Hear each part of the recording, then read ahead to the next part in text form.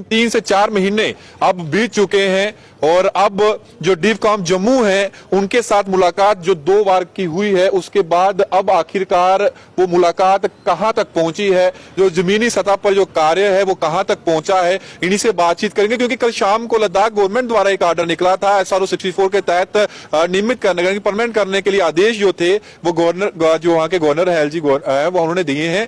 सरकार वहां की अगर इतनी समर्थ है, वो अगर कर सकती है, उनके अंदर इतनी बिल पावर है, तो जम्मू कश्मीर सरकार क्या इतनी असमर्थ है, क्या वो नहीं कर सकती? सवाल ये है, इन्हीं पर चर्चा करेंगे। आज तमाम जो PHE एम्प्लॉइज यूनाइटेड फ्रंट के मेंबर्स वो भी हमारे साथ, डेली बेसिस हमारे साथ, इनसे बातचीत करेंगे। रविंद्र जी सीधा सवाल पूछते हैं सबसे पहले, प्रदर्शन चले, बातचीत चली, सब कुछ ठीक है, आपने देखा कल भी ऑर्डर जो आया है लेसे लद्दाख गवर्नमेंट ने, जो डेली विजिट पहले लद्दाख जम्मू कश्मीर का हिस्सा था, शायद अगर यहाँ होते तो आज सभी का परमानेंट ऑर्डर निकल जाता। वो जो उनको नियमित करने का आदेश निकाला गया है, चाहे वो कितने भी तादाद के अंदर हैं, क्या अगर उनके अंदर पावर है, विल पावर है वो करने की, क्या जम्मू कश्मीर एडमिनिस्ट्रेशन के अंदर इतनी विल पावर नहीं है, वो कर सकते हैं?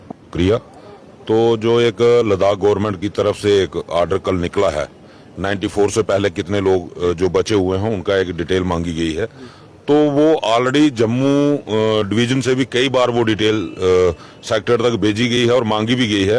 तो आज तक लेकिन डिसीजन किसी ने उसके ऊपर नहीं लिया। तो अभी इतना ओवर कॉन्फिडेंस हम नहीं है कि इसके ऊपर एक्शन भी होगा, क्योंकि ये लगातार गुमराह करने के तरीके एडमिनिस्ट्रेशन की तरफ से अपनाए जाते हैं बार बार, और ये पहली बार नहीं हुआ है।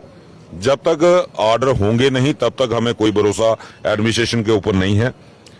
इसीलिए हम पिछले 4 महीने से ज्यादा हो गया हमारी एजिटेशन को चलते हुए, तो हमने लगातार हमें भी ऐसे मौके मिले जब सरकार की तरफ से ये कहा गया कि आप हमें टाइम दे दो, तो आपका मसला अंडर कंसिडरेशन है, अंडर प्रोसेस है, ये जल्दी हो जाएगा। लेकिन हमें अब सरकार के ऊपर भरोसा कोई नहीं। आपने जो भी कहा पिछले दिनों से, जो भी हमारी रैलियां हुई, सेक्टर का गिराव हुआ या कंपनी बाग तक जो नौबत आई, तो वो एडमिनिस्ट्रेशन की नेग्लिजेंसी की वजह से आई कि हमें कंपनी बाग का पानी भी बंद करना पड़ा। तब डिवकॉम जम्मू की तरफ से हमें बुलाया गया और हमारी 2 मीटिंगें उनके साथ हो चुकी हैं। तो बीच में ये छुट्टियां आ गई थी, जो त्योहारों के सीजन था, जिस वजह से थोड़ा हमें बैकफुट पे आना पड़ा। और उन्होंने कहा था कि इनके बाद एक कमेटी का गठन होगा जिसमें कि डिसीजन लिया जाएगा, डिसीजन मेकर कमेटी बनाई जाएगी, जिसमें लॉ डिपार्टमेंट इन्वॉल्व होगा, फाइनेंस डिपार्टमेंट इन्वॉल्व होगा, PHE डिपार्टमेंट भी इन्वॉल्व होगा, और कोई ना कोई इसका वंस फॉर ऑल डिसीजन लिया जाएगा। जो भी कमेटी बनेगी वो इसका डिसीजन लेगी करना क्या है। तो हम वेट कर रहे थे कि छुट्टियां खत्म हो जाएं, तो शायद हमें उम्मीद है कि 1-2 दिन के अंदर शायद हमारी दोबारा उनसे मीटिंग होगी, और जो भी इन फ्यूचर निकल के आता है तो उसके ऊपर सोचा जाएगा, विचारा जाएगा, और उसके बाद ही डिसीजन लिया जाएगा। एजिटेशन हमारी तब तक कंटिन्यू रहेगी जब तक कि हमें रेगुलाइजेशन पॉलिसी मिलती नहीं। अगर डिवकॉम के साथ जो आपकी कमेटी बनाई गई है, आपके मेंबर्स रहेंगे, तमाम डिपार्टमेंट्स जो मेंबर रहेंगे, एक कमेटी का गठन किया जाएगा, उसमें अगर समय सीमा तय नहीं की जाती, ये कहा जाता है कि आपकी कमेटी है, कमेंडेशंस दे रहे हैं और इसे और समय दिया जाता है इस चीज में, तो क्या जिस तरीके से कंपनी बाग के अंदर प्रदर्शन किया गया था, एक बार फिर संकेत देते हैं सरकार को कि वही चीज फिर से देखने को मिलेगी? आप उससे भी बड़ी हो सकती है। हमारा क्लियर कट कहना है कि रेगुलाइजेशन नहीं, पॉलिसी नहीं तो घर वापसी नहीं। तो जब तक रेगुलाइजेशन पॉलिसी मिलेगी नहीं, अगर सरकार की तरफ से ढीला रवैया अख्तियार किया जाता है, तो हमने ऑप्शन खुले रखे हैं। हम इससे भी बड़ा उग्र प्रदर्शन कर सकते हैं। हमारे पहले तो हमने एक कंपनी बाग को बंद किया था, उसके बाद अगर दोबारा नौबत आई तो फिर 3-4 स्टेशन जो है इकट्ठे बंद हो सकते हैं।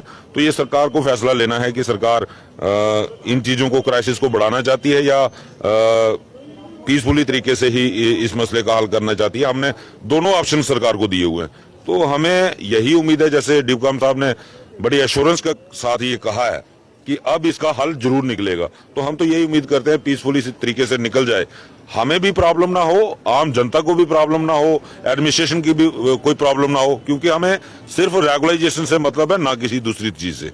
बिल्कुल। रविंद्र जी, क्या लगता है, गेंद जो है वो सरकार के पाले में है, सरकार चाहे तो इसे अभी जो है क्लियर कर सकती है, आप रेगुलेशन पॉलिसी को अनाउंस कर चलिए। अगर लद्दाख गवर्नमेंट ने कल जो ऑर्डर निकाला, अगर ऑर्डर की ही बात है, बात तो विल पावर की है, अगर वो कर देते हैं, ऐसा हो जाता है, ऑन ग्राउंड दिखाई देता है वो चीज, तो फिर क्या जम्मू कश्मीर सरकार जो है चुनावों का इंतजार कर रही है कि चुनाव आएंगे तब तक इसे टालिए और उसका फायदा जो है चुनावों में भारतीय जनता पार्टी को मिले? देखिए, 22 जून से उससे पहले जितने हमारे प्रोटेस्ट हुए, हमने ये सीधा कहा है कि जो भी होगा इलेक्शन से पहले होगा।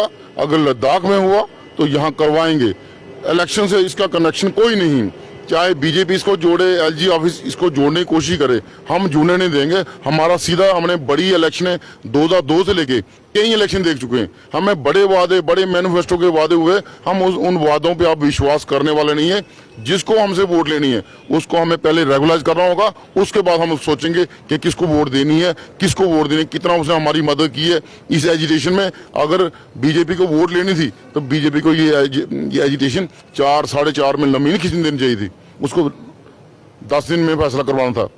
और 11 नवंबर 2020 को जब हम गए थे एलजी साहब के पास, बीजेपी के प्रधान और लोकसभा एमपी हमारे साथ गए थे, तो पॉलिटिकल बात आपने की, उसका जवाब हमने दे दिया। लेकिन हम इन चीजों में नहीं पड़ने वाले। हमारी एजिटेशन जो चल रही है वो पॉलिसी पे है और पॉलिसी लेके रहेंगे SR 64 में।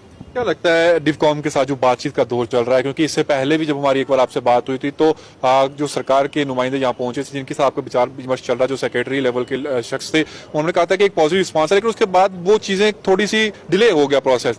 जिस तरीके से अभी आश्वासन आपको दिया जा रहा है, लगता है कि इसमें आपको कुछ लग रहा है कि आपको पॉजिटिव रिस्पांस या फिर पॉजिटिव होता हुआ नजर आ रहा है? शुभमन जी, ऐसा है कि पूजा हॉलीडेज आ गई 19 के बाद और बड़े इंपॉर्टेंट त्योहार है हमारे देश के, तो हमें भी कोई इशू नहीं है। हम अगर 4 महीने वेट किया, 2 दिन 4 दिन और वेट कर लेंगे। जैसे मेरे साथी ने कहा, आने वाले दिनों में हमारी मीटिंग दोबारा फिक्स होने वाली है और उस मीटिंग का क्या है, कितने % सरकार आगे बढ़ी है हमारे रेगुलेशन प्रोसेस पे, उसके बाद कोर ग्रुप बैठेगा पूरे प्रोविंस का, डिस्ट्रिक्ट डिवीजनों के सारे साथी बैठ के अगला फैसला किया जाएगा। हम पीछे हटने वाले थोड़ी हैं ना। हमने ये प्रोटेस्ट खत्म किया, प्रोटेस्ट लगातार चल रहा है, इसलिए चल रहा है। हमने भी इसको सरकार की तरफ से, सरकार का रिस्पांस जैसे होगा, to every action there is equal and opposite reaction, ये न्यूटन थर्ड लॉ जो है हमें याद रखा हुआ है। सरकार अगर 2 कदम हमारे पास हक में आती है, हम 4 चलेंगे। सरकार 2 कदम पीछे जाती है, हम 4 कदम पीछे जाएंगे। हम एजिटेशन में बगैर पॉलिसी घर वापसी नहीं, अभी नहीं तो कभी नहीं। विजय जी, क्या कैसे देखते हैं जो वेजिस को लेकर भी बात करूंगा यहाँ पे, क्योंकि चीफ इंजीनियर साहब जब लास्ट टाइम आपके पास कंपनी को आप पहुंचे तो उनकी जो एक्शन था पहले तो उनसे सवाल पूछा,